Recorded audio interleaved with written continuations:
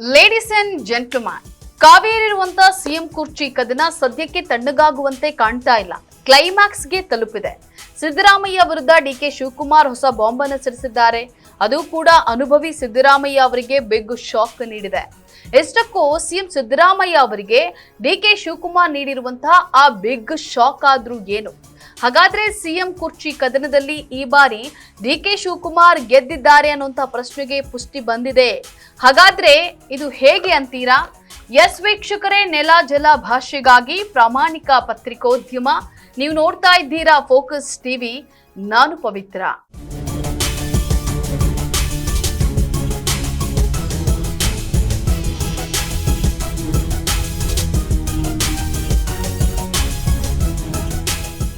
ಹೌದು, ಸಿಎಂ ಕುರ್ಚಿ ಕದನ ಕಾವೇರಿದೆ. ಸಿಎಂ ಸಿದ್ದರಾಮಯ್ಯ ವಿರುದ್ಧ ಡಿಕೆ ಶಿವಕುಮಾರ್ ಏನೇ ತಂತ್ರಗಾರಿಕೆಯನ್ನ ಮಾಡಿದ್ರೂ ಕೂಡ ಅವರು ಮಾತ್ರ ಸೀಟು ಬಿಡ್ತಾ ಇಲ್ಲ. ಪ್ರತಿ ಬಾರಿಯೂ ಗೆದ್ದು ಹೊರ ಬರ್ತಾ ಇರುವಂತ ಸಿದ್ದರಾಮಯ್ಯ ಅವರನ್ನ ಹೇಗಾದ್ರೂ ಹಿಂದಿಕ್ಕಲೇಬೇಕು ಅಂತ ಹೇಳಿ ಡಿಕೆ ಶಿವಕುಮಾರ್ ಅವರು ವಿಫಲರಾಗ್ತಾ ಇದ್ದಾರೆ. ಪ್ರತಿ ಬಾರಿಯೂ ಫಿನಿಕ್ಸ್ನಂತೆ ಸಿದ್ದರಾಮಯ್ಯ ಅವರು ಗೆದ್ದ ರಾಮಯ್ಯರಾಗಿ ಹೊರ ಬರ್ತಾ ಇದ್ದಾರೆ. ಪ್ರತಿ ಬಾರಿಯೂ ಸಿಎಂ ಸಿದ್ದರಾಮಯ್ಯ ಅವರು ನಾನಾ ನಿರಾಯಾಸವಾಗಿ ಗೆಲ್ತಾ ಇದ್ದಾರೆ. ಈ ಮೂಲಕ ಅವರು ತಮ್ಮ ಕುರ್ಚಿಯನ್ನ ಮತ್ತಷ್ಟು ಭದ್ರ ಮಾಡಿಕೊಂಡಿದ್ದಾರೆ.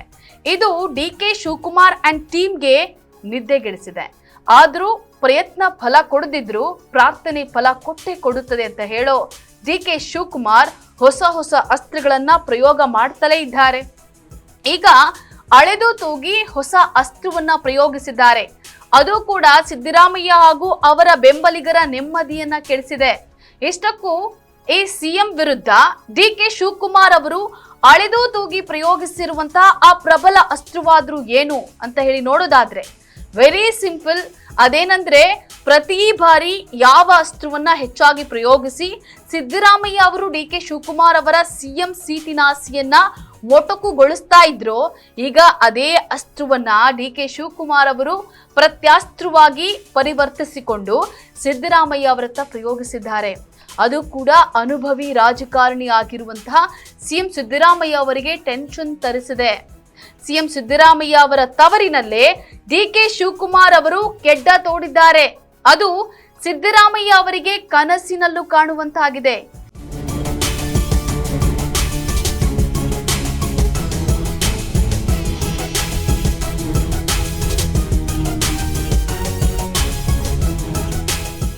ಏನದು ಡಿಕೆ ಹೊಸ ತಂತ್ರ ಅಂದ್ರೆ ಸಿಂಪಲ್. ಸಿಎಂ ಸಿದ್ದರಾಮಯ್ಯ ಅವರ ತವರಿನ ವಿರೋಧಿ ಶಾಸಕ ತನ್ವೀರ್ ಸೇಠ್ ಅವರನ್ನೇ ಇದಕ್ಕೆ ಪರಿಣಾಮಕಾರಿ ಅಸ್ತ್ರವಾಗಿ ಡಿಕೆ ಶಿವಕುಮಾರ್ ಪ್ರಯೋಗಿಸಿದ್ದಾರೆ. ಇಷ್ಟು ದಿನ ಡಿಕೆ ಸಿಎಂ ಸೀಟು ಕೇಳಿದಾಗ್ಲೆಲ್ಲ ಸಿದ್ದರಾಮಯ್ಯ ಅವರು ತಮ್ಮ ಬೆಂಬಲಿಗರ ಮೂಲಕ ದಲಿತ ಸಿಎಂ ಕೂಗೆಬ್ಬಿಸ್ತಾ ಇದ್ರು. ಇದು ಡಿಕೆ ಶಿವಕುಮಾರ್ ಅವರಿಗೆ ಹಾಗೂ ಹೈಕಮಾಂಡ್ ನಾಯಕರಿಗೆ ಧರ್ಮ ಸಂಕಟವಾಗಿ ಪರಿಣಮಿಸ್ತಾ ಇತ್ತು. ಈಗ ಡಿಕೆ ಶಿವಕುಮಾರ್ ರಿವರ್ಸ್ ಮಾಡಿದ್ದಾರೆ. ಅದಕ್ಕೆ ಮೈಸೂರಿನ ಹಿರಿಯ ಶಾಸಕ ತನ್ವೀರ್ ಸೇಠ್ ಅವರನ್ನೇ ಪ್ರಯೋಗಿಸಿದ್ದಾರೆ. ಅದೇನಂದ್ರೆ ಅಲ್ಪಸಂಖ್ಯಾತ ಸಿಎಂ ಅಸ್ತ್ರ. ತನ್ವೀರ್ ಸೇಠ್ ಅವರು ಅಲ್ಪಸಂಖ್ಯಾತ ಸಿಎಂ ಮಾಡ್ಲಿ ಅಂತ ಹೇಳಿ ಹೈಕಮಾಂಡ್ ಇಂದ ಬೇಡಿಕೆಯನ್ನ ಸಲ್ಲಿಸಿರುವಂತದ್ದು. ಇದು ಸಿಎಂ ಸಿದ್ದರಾಮಯ್ಯ ಅವರಿಗೆ ತವರಿನ ನೆಲದಲ್ಲೇ ಭಾರಿ ಹಿನ್ನಡೆಯನ್ನ ತರಿಸಿರುವಂತದ್ದು.